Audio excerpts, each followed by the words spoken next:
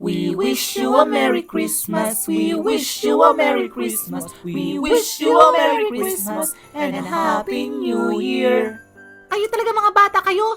Ang layo-layo pa ng Pasko. September pa lang. Bermant na kaya po. Talagang kuripot lang kayo. Aba, teka. Pakawalan ko nga yung aso ko. Bermant pala ha. Wow!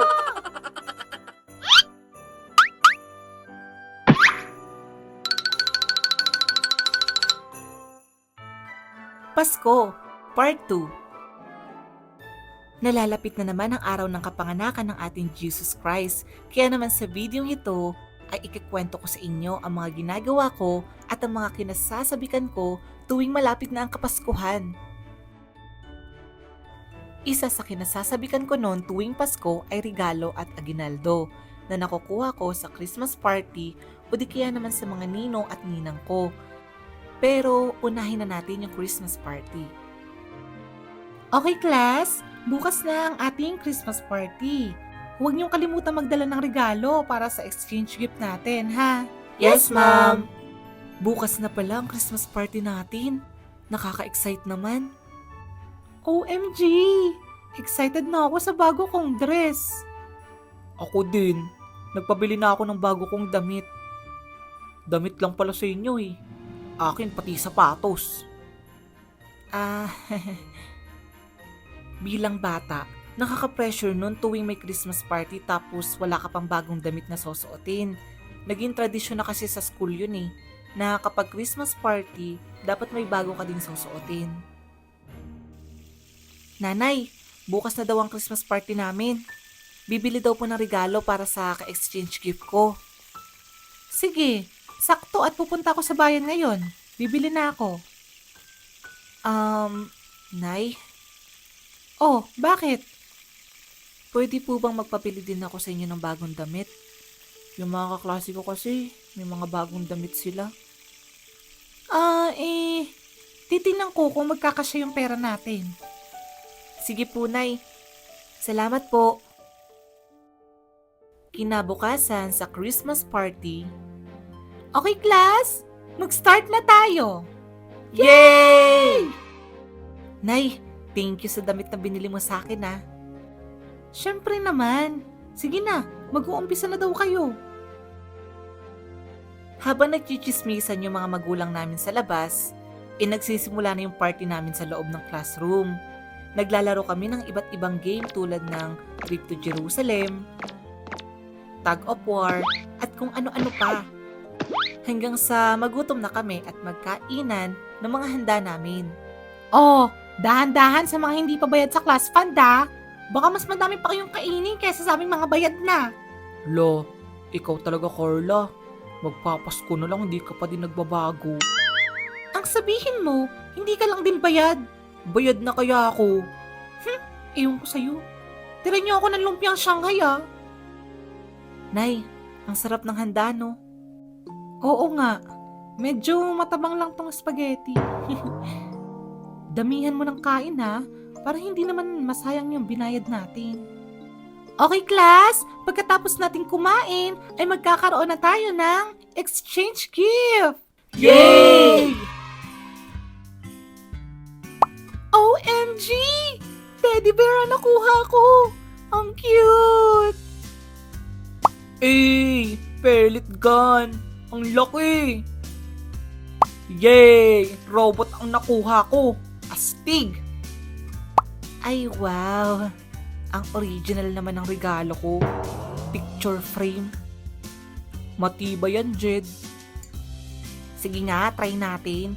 Ipukpok ko nga sa ulo mo. Huh? Wala. Ang sabi ko, bukas na bukas din, magpapapicture kami ng buong pamilya ko para magamit ko naman to. See you next year, mga bata!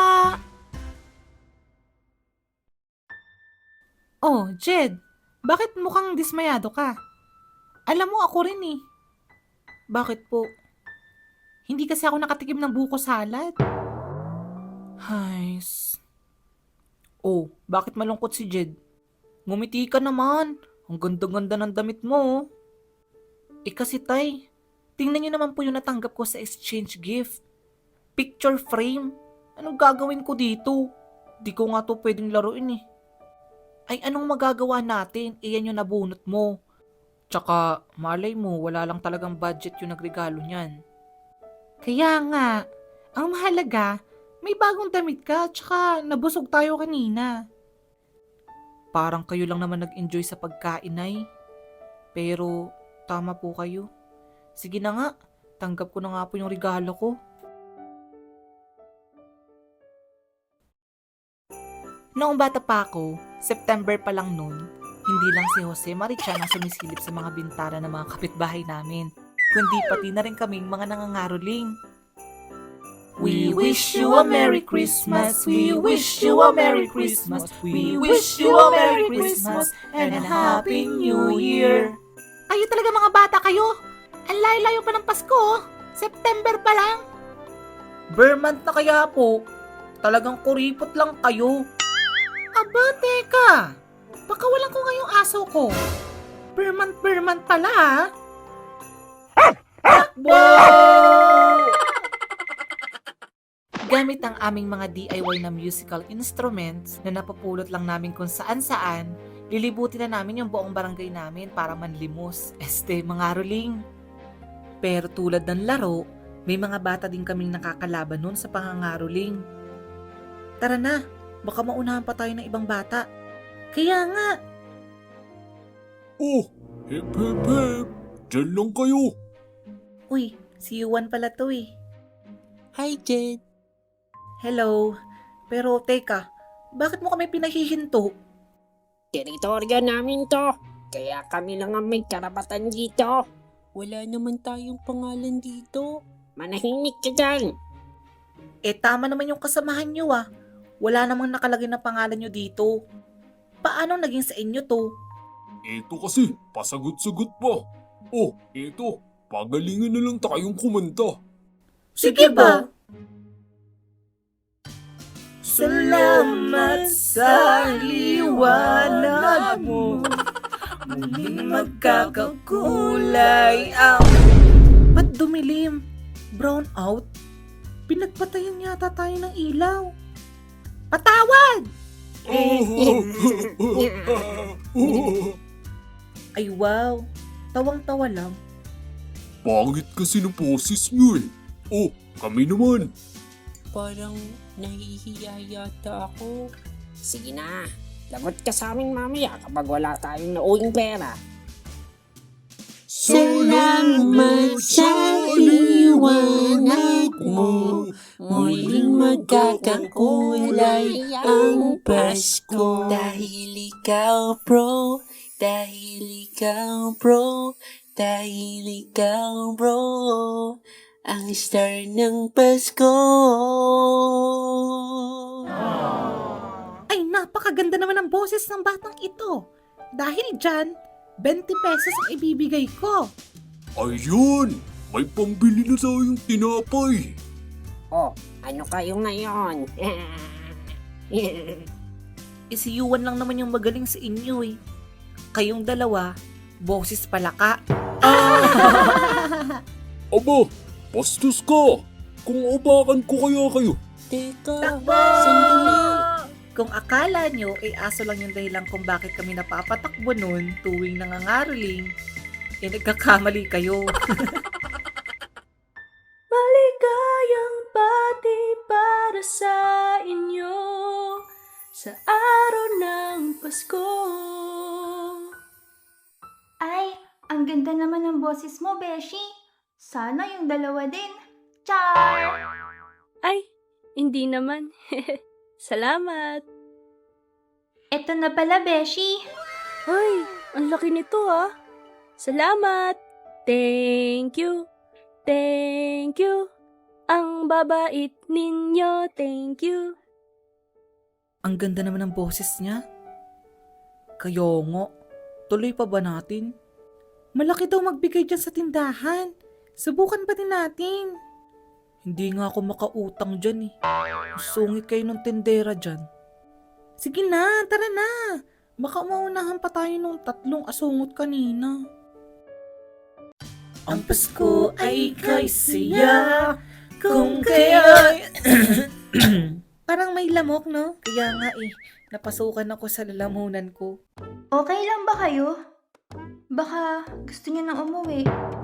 Eto naman, warm up pa lang yun. Parang hindi naman. Pasalamat kayo. Mabait pa din ako kahit sa mga katulad niyong sintonado. Pera po ang gusto namin, hindi sama ng loob. O ito, 3 piso. Gawin mo namang 4 na piso para tigi-isa kami. Mama, oh! Ang kulit ni na Jed. Lo, bakit ako? Aalis na nga kami. Kapag malapit na ang Pasko, nagkakaroon na ng simbang gabi. Nanay, may simbang gabi na daw. Magsisimba ba tayo? Ay oo, sige, subukan natin. 2 ang pagpipilian mo kung gusto mong umattend ng misa ng simbang gabi. Pwedeng sa alas 7 ng gabi o alas 4 ng madaling araw. Ang madalas naming piliin ng nanay ko noon ay pang madaling araw. Pero hindi madali para sa akin na magsimbang gabi noon kasi kasarapan ng tulog yung alas 3 ng madaling araw kung kailan ako ginigising ng nanay ko. Jed! Jed! Jed! Gumising ka na! Inaantok pa ako, Nay. Magsisimbang gabi tayo, di ba? Opo. Eh di gumising ka na. Kapag nakapagbihis na kami at handa na, pumupunta na kami ng simbahan. Tanda ko pa noon, sobrang ganda ng dekorasyon noon sa labas ng simbahan. Nariyan ng iba't ibang parol, Christmas light, at decorations. Isa sa pinakapaborito ko noon ay yung bahay-bahayan kung saan naroon ang imahe ng kapanganakan ni Papa Jesus. Nay, sobrang ganda. Kaya nga, pero kailangan na natin pumasok sa loob at magsisimula na ang misa. Sige po, pero dadaan tayo dito mamaya na ulit ha.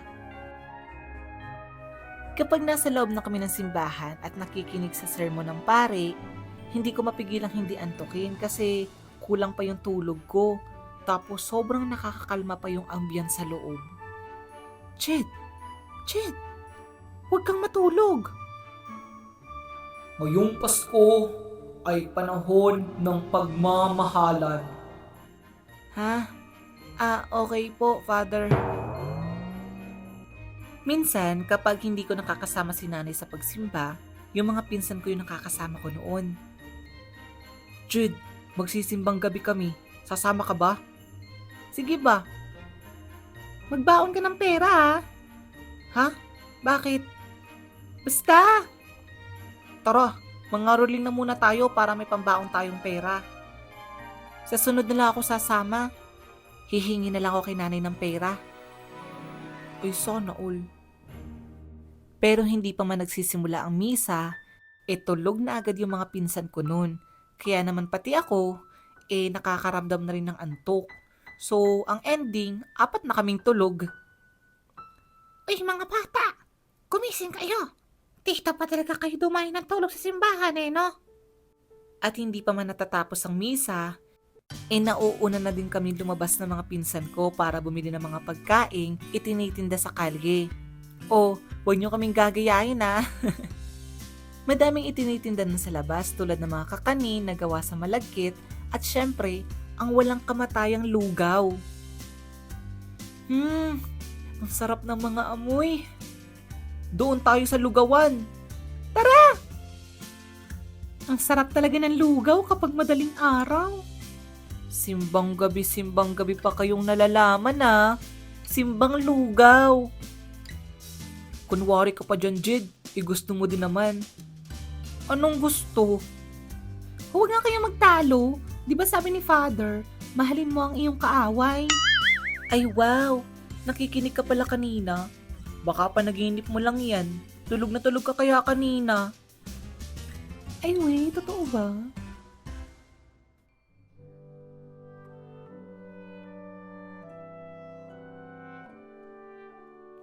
Merry Christmas, Nay. Merry Christmas, Tay. Merry Christmas! Kain na po tayo. Abot pa ba kami? Ate, kuya? Miss na miss ko na kayo. Ang arte mo naman.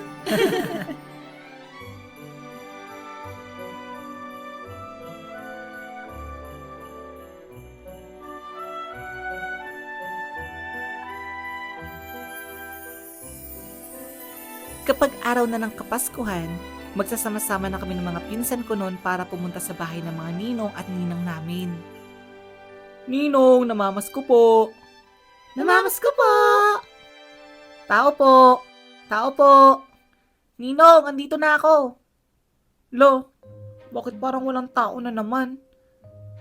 Ninong, ang dami mo ng utang sa akin.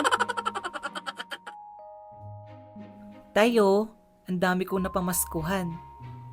Magkano? Basta tayo marami, hindi ko nga mabilang. Itaya natin sa wedding. Baka dumami pa yan. Lo, ayoko po.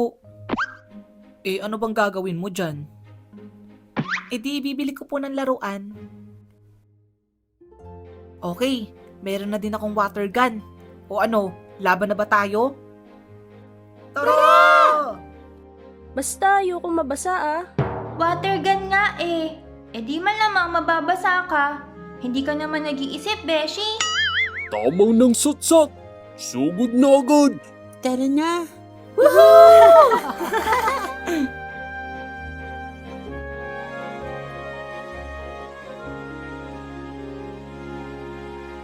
Pero sa paglipas ng panahon, tila yata nag-iba na ang lahat.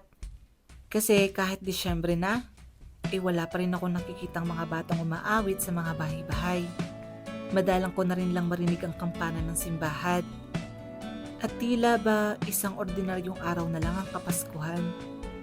Madami nagsasabi na nag-iba na daw talaga ang Pasko dahil hindi na daw gaya ng dati.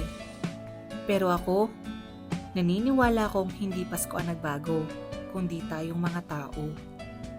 Napakasarap balikan ng mga laala ko sa Pasko noong bata pa ako. Kasi kahit napakasimple lang ng pamumuhay namin dati, hindi naging hadlang yon para hindi namin maramdaman ang totoong diwa ng Pasko kung saan nagmamahalan, nagkakaisa, at nagbibigayan ng bawat tao. Maligayang Pasko sa inyong lahat at masaganang bagong taon na rin.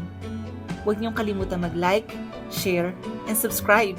Papasko niyo na sa akin yan. Magkita po ulit tayo sa susunod na kwento next year. Bye!